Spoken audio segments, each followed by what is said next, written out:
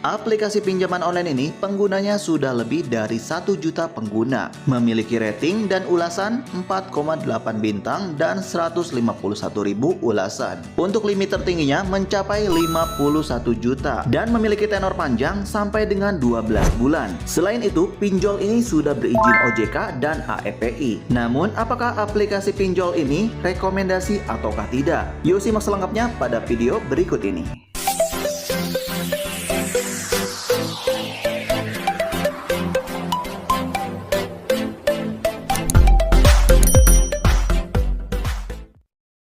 Assalamualaikum warahmatullahi wabarakatuh. Halo teman-teman, apa kabarnya? Semoga pada sehat selalu. Nah, pada video kali ini kita akan membahas tentang pinjaman online yang limitnya mencapai 51 juta rupiah dan katanya tenornya sampai dengan 12 bulan.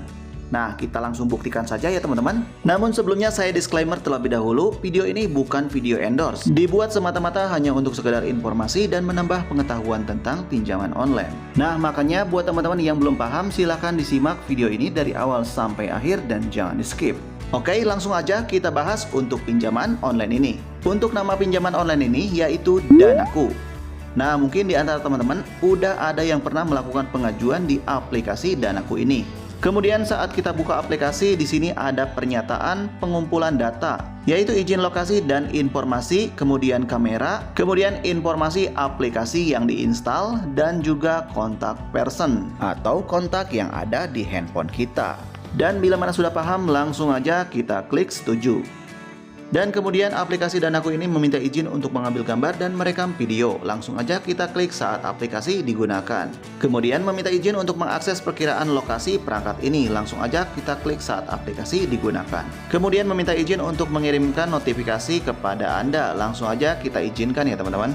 Nah, inilah dia beranda dari aplikasi Danaku. Di sini limit tertingginya 51 juta rupiah. Kemudian di bagian bawahnya ada tenornya, yaitu 3 periode atau 100 hari. Jadi tenor ini dikhususkan buat pemula ya teman-teman, atau yang baru daftar. Di sini dikatakan untuk daftarnya hanya menggunakan KTP saja. Kemudian dikatakan untuk peninjauan dan pembiayaannya pun cepat. Dan kenaikan limitnya pun terus menerus. Kemudian pinjaman ini dikatakan sudah berizin dan diawasi oleh Otoritas Jasa Keuangan dan juga AEPI. Tentunya untuk pengajuan di aplikasi ini data kita pastinya aman. Namun belum tentu pinjaman ini rekomendasi buat teman-teman. Oke, sekarang kita akan langsung aja ajukan pengajuan di aplikasi pinjol ini.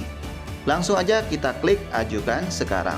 Selanjutnya kita diminta untuk registrasi atau masuk menggunakan nomor handphone kita yang aktif. Langsung aja kita masukkan ya teman-teman. Dan bila mana sudah, langsung aja kita klik lanjut. Kemudian akan dikirimkan kode OTP ke nomor tersebut.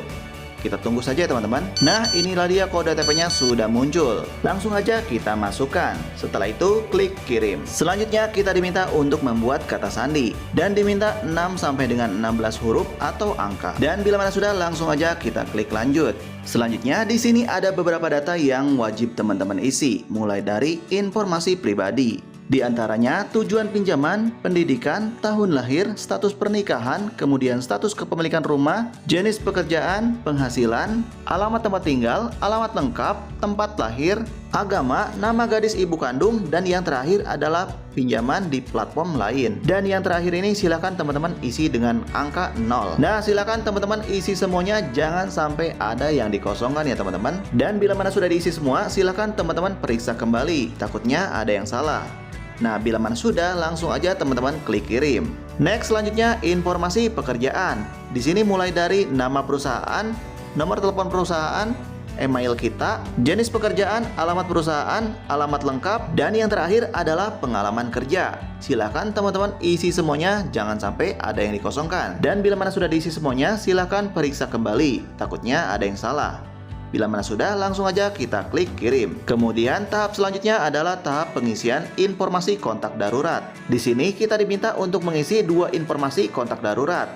Mulai dari relasinya apa, kemudian namanya siapa, dan juga nomor teleponnya berapa. Dan di bagian relasi di sini pilihannya yaitu mitra, ayah, anak, saudara, keluarga, teman, rekan kerja, atau lainnya. Dan saya menyarankan buat teman-teman untuk pengisian kontak darurat relasinya silakan rekan kerja, ataupun keluarga. Dan pastikan kedua kontak tersebut aktif ya teman-teman dan sudah terhubung ke WhatsApp. Dan bila mana sudah, langsung aja kita klik kirim. Selanjutnya adalah tahap informasi identitas. Nah, di sini silakan teman-teman siapkan eKTP teman-teman ya. Selanjutnya, klik ikon kamera di bagian tengah. Dan kemudian kamera akan terbuka. Silahkan posisikan eKTP teman-teman sesuai dengan frame yang sudah disediakan. Nah, seperti ini ya teman-teman. Nah, bila mana sudah dirasa pas, langsung aja ambil foto.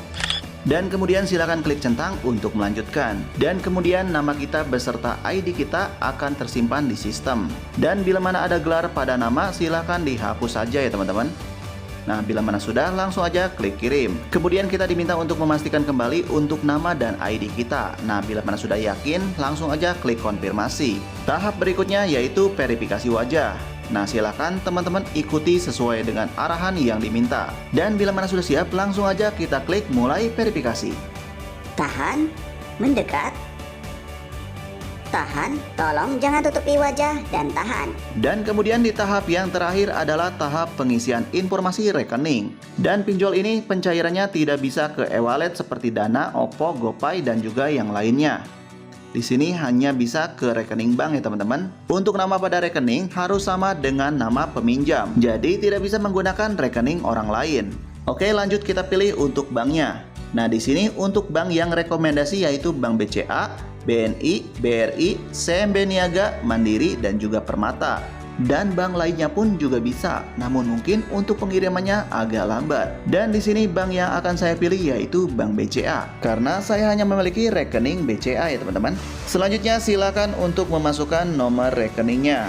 Kemudian pada konfirmasi silakan masukkan kembali nomor rekeningnya. Dan bila mana sudah terisi semua, langsung aja klik kirim. Kemudian diminta untuk memastikan kembali untuk nomor rekening bank kita. Bila mana sudah benar, langsung aja klik yakin. Dan kemudian pengajuan kita akan langsung ditinjau. Dan alhamdulillah kita mendapatkan limit sebanyak 1 juta rupiah. Wow, luar biasa sangat cepat ya teman-teman. Kita mendapatkan limit 1 juta rupiah hanya beberapa detik saja. Nah, disinilah kita akan mengetahui apakah pinjaman online ini rekomendasi ataukah tidak. Teman-teman bisa lihat pada rincian pinjamannya. Di sini 3 kali cicilan yaitu dalam 100 hari. Menurut saya sih bagus aja ya teman-teman. Namun kita lihat untuk rincian pinjamannya.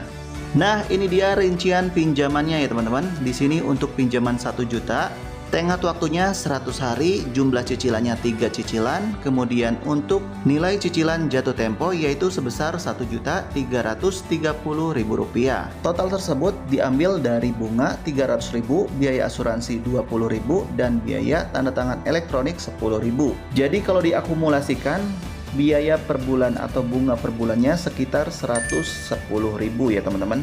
Dan di bagian bawah ada jumlah pembayarannya. Untuk cicilan pertama, teman-teman diwajibkan membayar sebesar Rp940.000. Wow, gede banget ya teman-teman. Ini hampir mendekati 98%. Kemudian untuk cicilan yang kedua dan ketiga, kita diminta untuk membayar sebesar Rp195.000. Nah, dari sini saja sudah terlihat ya teman-teman, kalau pinjaman online ini tidak rekomendasi. Karena pembayaran di awal itu sangat besar sekali. Dan pastinya banyak sekali orang yang akan gagal bayar. Nah, oke teman-teman, jadi saya sarankan teman-teman jangan sampai melakukan pengajuan di aplikasi pinjol ini, karena sangat membebankan. Oke teman-teman, mungkin cukup sekian saja untuk informasi kali ini, dan bila ada salah kata saya mohon maaf. Jangan lupa untuk mengklik tombol like and subscribe-nya dan juga nyalakan loncengnya biar tidak ketinggalan untuk informasi terbaru dari channel ini.